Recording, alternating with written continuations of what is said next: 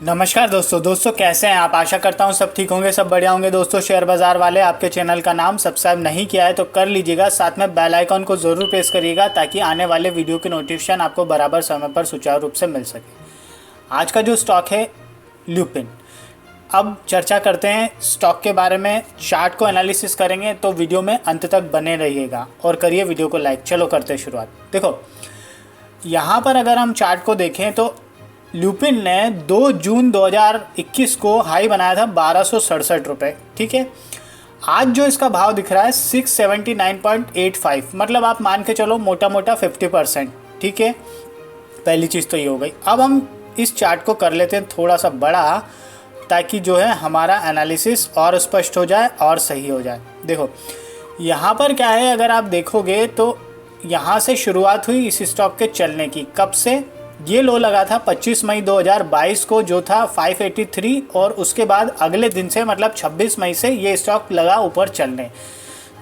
इस जो रेंज थी चलने की, या ये जो पाथ था चलने का, इसका जो इसने हाई लगाया 703.80, मतलब मोटा मोटा मान के चलो यहाँ से करीब करीब 100-125 रुपये के आसपास बढ़ गया। ठीक है, फिर करेक्शन आया। अब यहाँ पर हमको क्या दिख रहा है, चार्ट को समझते हैं। देखो ये एक लो लगा, वो लगा 29 अगस्त 2022 को 634.65 का। ठीक है, फिर उसके बाद में एक और लो लगा, ये लगा 623.00 का।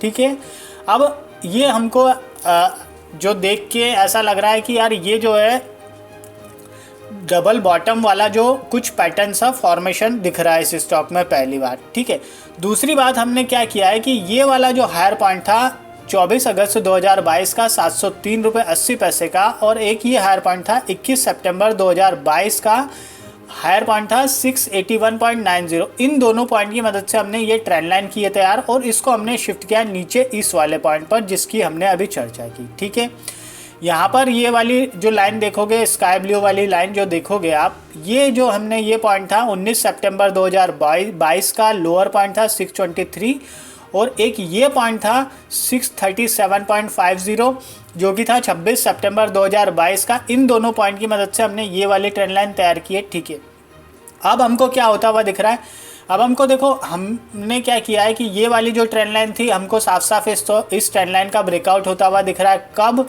30 सितंबर 2022 को। पहली हमारे लिए इम्पॉर्टेंट बात।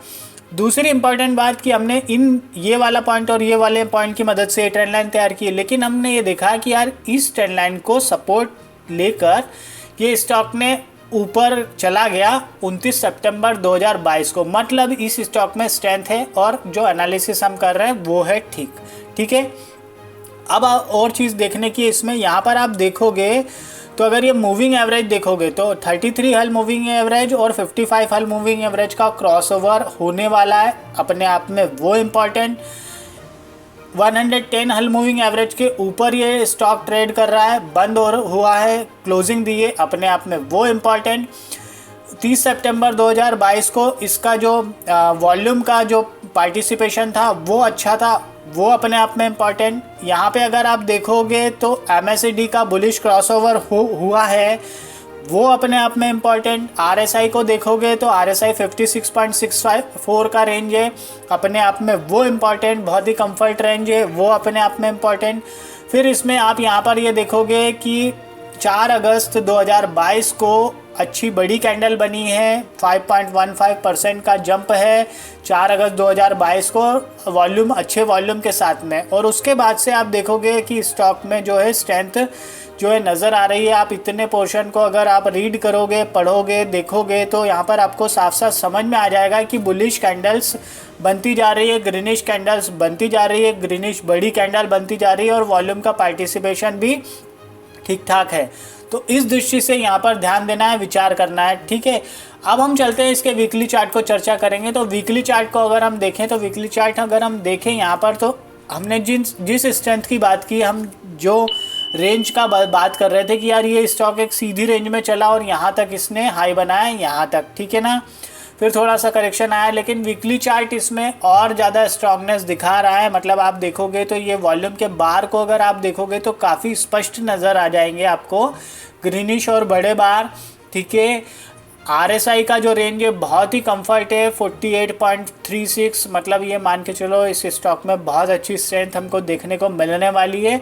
ठीक है, फिर अगर हम देखें तो MACD को देखें तो MACD बहुत ही बुलिश होता जा रहा है, वो अपने आप में इम्पॉर्टेंट।